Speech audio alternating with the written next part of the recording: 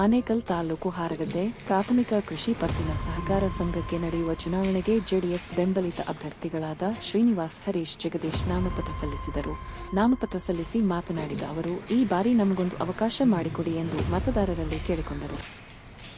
ಹಾರಗದ್ದೆ ವ್ಯವಸಾಯ ಸೇವಾ ಸಹಕಾರ ಸಂಘ ನಿಮಿತ್ತ ಚುನಾವಣೆಯ ಕೊನೆ ನಾಮಪತ್ರ ದಿನವಾಗಿದ್ದು, ಇವತ್ತು ಹಾರಗದ್ದೆ ಸಾಮಾನ್ಯ ಕ್ಷೇತ್ರಕ್ಕೆ ಶ್ರೀನಿವಾಸ್ ಆದ ನಾನು ಇವತ್ತು ಕೊನೆ ದಿನ ಆಗಿದ್ದು ನಾಮಪತ್ರ ಸಲ್ಲಿಸುತ್ತೇನೆ.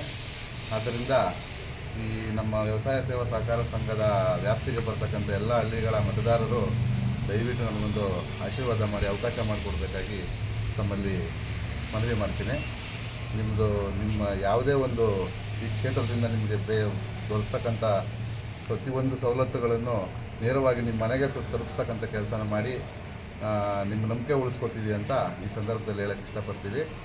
ಇದೇ ಸಂದರ್ಭದಲ್ಲಿ ಹರೀಶ್ ಕೆ ಜಗದೀಶ್ ಎನ್ ಅನ್ನೋರು ಸಹ ಸಾಮಾನ್ಯ ಕ್ಷೇತ್ರಕ್ಕೆ ನಾಮಪತ್ರ ಸಲ್ಲಿಸಿದ್ದು, ಅವರುಗಳಿಗೂ ಸಹ ತಾವುಗಳು ಆಶೀರ್ವಾದ ಮಾಡಿ ತಮ್ಮ ಸೇವೆಗೆ ಒಂದು ಅವಕಾಶ ಮಾಡಿಕೊಡ್ಬೇಕಾಗಿ ತಮ್ಮಲ್ಲಿ ಕಳಕಳಿಯ ಮನವಿ.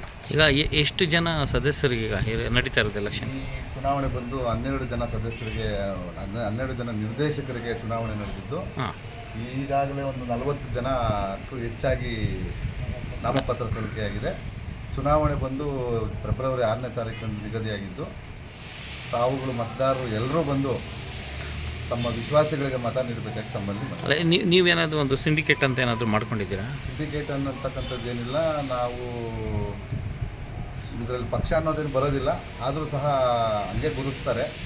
ನಾವು ರಾಷ್ಟ್ರೀಯ ಪಕ್ಷದ ಜೊತೆ ಅಲಿಯನ್ಸ್ ಆಗಿರೋದ್ರಿಂದ ಅವರುಗಳು ಮತ್ತು ನಾವುಗಳು ಇಬ್ಬರೂ ಸಹ ಸೇರಿ ಈ ಚುನಾವಣೆಯನ್ನು ಎದುರಿಸ್ತಾ ಇದ್ದೀವಿ. BJP ಮತ್ತು JDS. ನಾವು JDSನ ಬೆಂಬಲಿತ ಅಭ್ಯರ್ಥಿಗಳಾಗಿದ್ದು, ಈಗಾಗಲೇ NDA ಮೈತ್ರಿಕೂಟದಲ್ಲಿ ಸೇರಿರ್ತಕ್ಕಂಥ ನಾವುಗಳು ಅವರುಗಳೊಟ್ಟಿಗೆ ಸೇರಿ ಚುನಾವಣೆಯನ್ನು ಎದುರಿಸಬೇಕು ಅಂತ.